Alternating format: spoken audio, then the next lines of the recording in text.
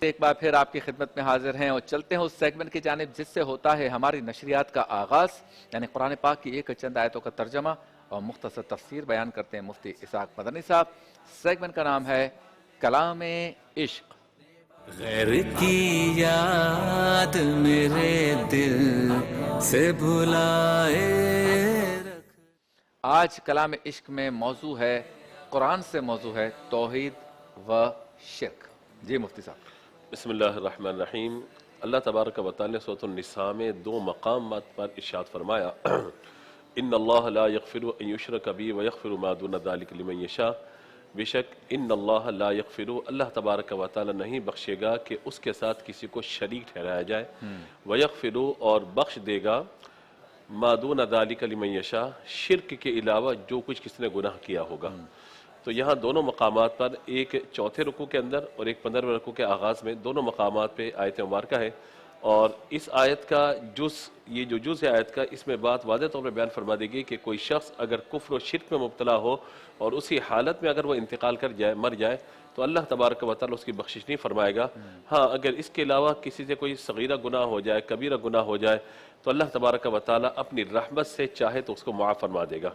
یہاں دو باتیں، ایک تو یہ کہ شرک اور کفر کی ممانعت بیان کی گئی، نمبر دو وَيَغْفِرُ مَا دُونَ ذَلِكَ لِمَن يَشَاءُ، یشاء سے معلوم ہوتا ہے کہ جو چاہے گا اللہ تبارک و تعالی اس گناہ کو بخشے گا۔ یہ آیت مبارکہ اس بات کو بتاتی ہے کہ انسان اپنی زندگی کو گزارے ایمان کی حفاظت کے ساتھ، بس شرک اور کفر سے بچتا رہے، نمبر ایک۔ نمبر دو یہ ہر گناہ سے بھی بچے، کیونکہ اللہ تعالیٰ نے یہ نہیں فرمایا کہ ہر گناہ کو معاف فرما دے گا، فرمایا وَيَغْفِرُ مَا دُونَ ذَلِكَ لِمَن يَشَاء، جس گناہ کو چاہے گا اس کو بخش دے گا۔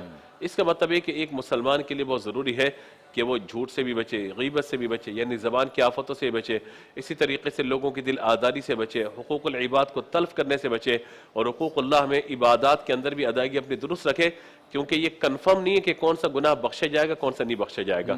شرک تو بالکل بھی نہیں بخشا جائے گا، اس کے علاوہ جو گناہ ہے وہ اللہ تعالیٰ کی مشیت پر موقوف ہے، چاہے تو معاف فرمائے، چاہے تو اللہ تبارک و تعالیٰ ان کی گرفت فرما لے۔ حضرت وحشی جنہوں نے سید الشہداء حضرت امیر حمزہ رضی اللہ تعالیٰ کو شہید کیا تھا، یہ چھپ گئے تھے اور نبی پاک علیہ الصلوۃ والسلام تھے اور صحابہ کرام سے چھپتے پھر رہے تھے، کیونکہ حکم یہ تھا کہ جب پکڑ میں آ جائے تو ان کو لے کر حضور کے پاس آیا جائے۔ حضرت عبداللہ بن عباس رضی اللہ تعالیٰ عنہ کہتے ہیں کہ یہ چھپتے چھپاتے حضور کے پاس آئے اور کہا کہ میں آپ سے امان کا طلبگار ہوں، مجھے امان دیجئے۔ حضور نے فرمایا میں تو چاہتا تھا کہ تو اس حال میں میرے سامنے آئے کہ میں تجھے امان نہ دوں، لیکن اب تو نے امان طلب کی ہے تو اس منصب کا تقاضا ہے کہ میں تجھے امان دیتا ہوں۔ انہوں نے کہا کہ ٹھیک ہے، پھر آپ مجھے کچھ قرآن پاک کی آیت سنائیں۔ تو فرمایا کہ وَالَّذِينَ لَا يَدْعُونَ مَعَ اللَّهِ إِلَٰهًا آخَرَ، کہ اللہ کے ساتھ کسی کو عبادت میں شریک نہ ٹھہراؤ۔ انہوں نے کہا میں تو شرک میں مبتلا رہا ہوں اتنے عرصے تک، تو کیا اگر میں معافی مانگوں تو اللہ تبارک و تعالیٰ مجھے معاف فرمائے گا؟ تو پھر یہ آیت بیان کی گئی، ان اللہ لا یغفر ان یشرک بہ ویغفر ما دون ذلک لمن یشاء، کہ اللہ تعالیٰ شرک کو معاف نہیں فرمائے گا، اس کے علاوہ جو گناہ ہیں اللہ چاہے تو ان کو معاف فرما دے گا۔ انہوں نے کہا کہ اگر میں توبہ کر لیتا ہوں اور اگر میں باقی جو گناہ ہے اگر اللہ تبارک و تعالیٰ نے معاف نہ فرمائے تو میرا کیا ہوگا؟ یعنی سابقہ زندگی کے اندر تو میں شرک کے علاوہ دیگر گناہوں میں مبتلا رہا ہوں، تو اس وقت اللہ تعالیٰ نے ارشاد فرمایا الا من تاب وآمن وعمل عملا صالحا، مگر وہ جو ایمان لائے اور نیک کام کرے اللہ تبارک و تعالیٰ اس کی نیکیوں کو قبول فرمانے والا ہے۔ تو کہا کہ اچھا اگر میں ایمان قبول کر لوں اور نیکیاں نہ کر پایا تو میرا کیا ہوگا؟ یعنی اب وہ ہر بات جو ہے وہ ذکر کرتے آ رہے، اچھا اگر یوں ہو تو یوں۔ اب جب یہ بات ذکر کی تو رحمت عالم صلی اللہ تعالیٰ علیہ وآلہ وسلم اس پر خاموشی اختیار فرمائی، تو اللہ نے اس آیت مبارکہ کو نازل فرمایا یا عبادی الذین اسرفوا علی انفسہم لا تقنطوا من رحمت اللہ، میرے وہ بندے جنہوں نے اپنی جانوں پر ظلم کر لیا، اگر وہ میرے حضور آئیں گے تو میری رحمت سے مایوس نہ ہوں، اللہ کی رحمت سے مایوس نہ ہوں۔ تو یہ جب آیات سنی تو پھر انہوں نے کہا کہ میں اب آپ کی بارگاہ میں اسلام قبول کرتا ہوں، کیونکہ اب یہ کلیئر ہو گیا کہ اللہ شرک کو بھی معاف فرما دے گا۔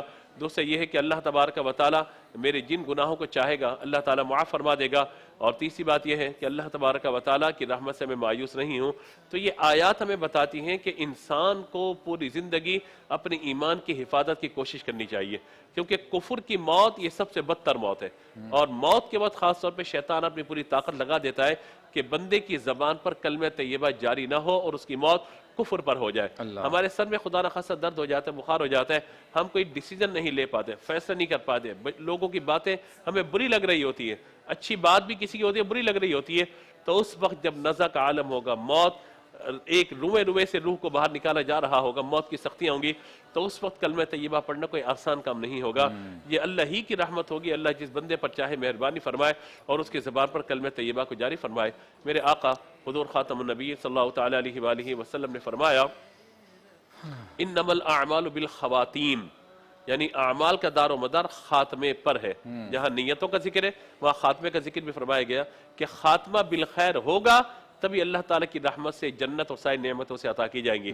اور اگر خدا نخواستہ خاتمہ کفر پر ہوا تو انسان پھر ہمیشہ کے لیے جہنم میں رہے گا. ہمیں اللہ تعالیٰ سے مغفرت کو طلب کرنے کے ساتھ ساتھ ایمان کی سلامتی کی دعا بھی مانگنی چاہیے.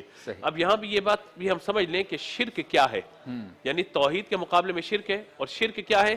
اللہ تبارک و تعالیٰ کے جیسا کسی کو خالق تصور کرنا، یعنی جیسا اللہ تعالیٰ ویسا واجب الوجود. دوسرا، جیسی اللہ کی عبادت کی جاتی ہے بعین ہی کسی کو واجب الوجود سمجھتے ہوئے، واجب التعظیم سمجھتے ہوئے اس کی عبادت کرنا، تعظیم نہیں عبادت کرنا. تیسرا یہ کہ جو صفات اللہ تبارک و تعالیٰ کے بعین ہی بغیر کسی تبدیلی کے، بغیر اللہ کی عطا کے اللہ کی مخلوق میں تسلیم کرنا. یہ تین چیزیں. اب ان تمام چیزوں کو سامنے رکھ کر آپ یہ دیکھیے، کیا آپ کو کسی مسلمان میں شرک کا شائبہ نظر آتا ہے؟ کیا کوئی مسلمان اللہ کے علاوہ کسی اور کو اپنا خدا تصور کر رہا ہوتا ہے؟ کوئی مسلمان مشرک نہیں ہوتا اس اعتبار سے.